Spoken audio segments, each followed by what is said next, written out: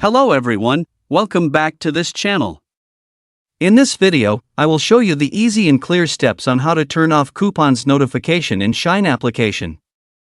So how to turn off coupons notification in Shein application?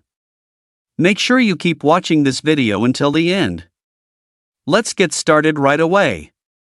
Firstly, open the Shein app on your Android device. This is the initial screen of the Shein app. Next, tap the profile icon at the bottom right of the screen. And a menu like this will appear. Tap Menu Settings at the top right. Tap Contact Preferences. Tap New Message Notification. Tap Coupons.